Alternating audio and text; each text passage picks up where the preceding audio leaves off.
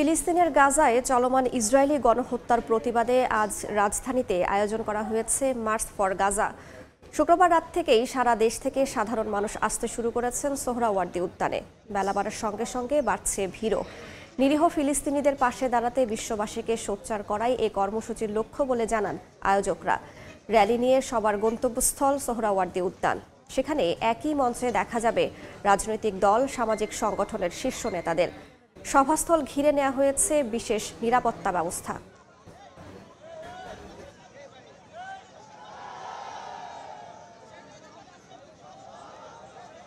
শান্তিপূর্ণের সমাবেশকে শান্তিপূর্ণভাবে পৃথিবীর অন্যতম বৃহত্তম গ্যাদারিং করে পুরো বিশ্ববাসীর কাছে আমরা ফিলিস্তিনের পক্ষে সংহতি জানাবো। আমাদের নির্দিষ্ট কিছু গ্যাদারিং পয়েন্ট আছে, অর্থাৎ আমরা যারা গাবতলী বা এই পাশ দিয়ে আসবো, গাবতলী দিয়ে ঢুকবো, মোহাম্মদপুর দিয়ে ঢুকবো, আমরা আসবো হলো বাংলা মোটর। এখান থেকে দুইটায় আমরা মার্চ শুরু করে সোহরাওয়ার্দী উদ্যানে আসবো। রাত থেকে মানুষ মোটামুটি আসা শুরু করছে, তবে সকাল ফজরের পর থেকে মানুষের সমাগমটা আলহামদুলিল্লাহ অনেক বৃদ্ধি পেয়েছে। সুশৃঙ্খলভাবে আসবে। বিভিন্ন জায়গাতে আমাদের শৃঙ্খলা বাহিনী দেওয়া আছে যাতে করে কোনো ধরনের উচ্ছৃঙ্খলতা না হয় এবং আমাদের এটা যেন সুশৃঙ্খলভাবে সুন্দরভাবে আমরা যেন আমাদের আজকের দিনের সারাদিনের কার্যক্রমটা শেষ করতে পারি। এই মুহূর্তে সোহরাওয়ার্দী উদ্যানে আছেন রিপোর্টার শফিক মুন্সি। সরাসরি যাচ্ছি তার কাছে।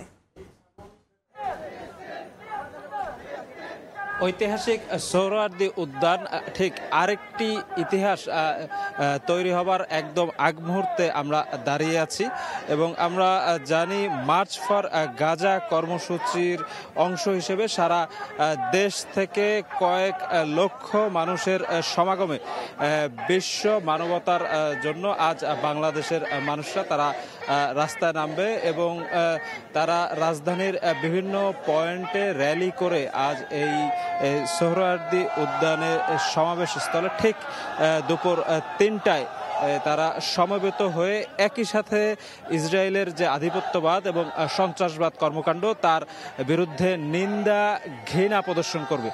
আমরা জেনেছি যে এই আজকের কর্মসূচিকে ঘিরে নানা প্রান্তের মানুষ যারা দেশের বিভিন্ন জায়গায় অবস্থান করছে তারা কাল রাত থেকেই এই সোহরাওয়ার্দী উদ্যানে আসা শুরু করেছে এবং এই মুহূর্তে সোহরাওয়ার্দী উদ্যানের যে সভাস্থলের প্রায় অর্ধেকের বেশি জায়গা কিন্তু এই সাধারণ মানুষরা কানায় কানায় পূর্ণ করে ফেলেছে। তারা কিন্তু তাদের হাতে বাংলাদেশ এবং ফিলিস্তিনের পতাকা এবং নানা ধরনের সৃজনশীল প্লাকার্ড তারা ধরে তারা মুহুর্মুহু স্লোগানের মাধ্যমে তারা ইতোমধ্যেই কিন্তু ইসরায়েলি সন্ত্রাসবাদ থামানোর জন্য জাতিসংঘ সহ আন্তর্জাতিক যে শক্তিগুলো আছে তাদের প্রতি আহ্বান জানাচ্ছে। আজ দুপুর ৩টায় কিন্তু সারা বাংলাদেশের সকল সাধারণ মানুষের পক্ষ থেকে রাজধানী ঢাকার সোহরাওয়ার্দী উদ্যানে মার্চ ফর গাজা কর্মসূচির সমাবেশ অনুষ্ঠিত হবে এবং সেই সমাবেশে কিন্তু রাজনীতি, সামাজিক, ধর্মীয় সহ বিভিন্ন অঙ্গনের শীর্ষ নেতৃবৃন্দ যারা আছে তারা অংশ নেবে এবং সকলের সাথে একই সাথে সমস্যারে উচ্চারণ করবে ফিলিস্তিনের সাধারণ মানুষের পক্ষে মানবতার বক্তব্য এবং একই সাথে তারা ইসরায়েলের যে সন্ত্রাসী কর্মকাণ্ডের নানা ফেরিস্তি তারা তুলে ধরবে।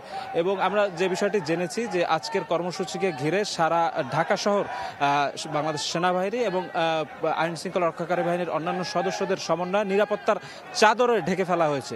তো এই ছিল আমার কাছে সোহরাওয়ার্দী উদ্যান থেকে মার্চ ফর গাজা কর্মসূচির সর্বশেষ খবর। সরাসরি যুক্ত ছিলাম রাজধানীর সোহরাওয়ার্দী উদ্যানে।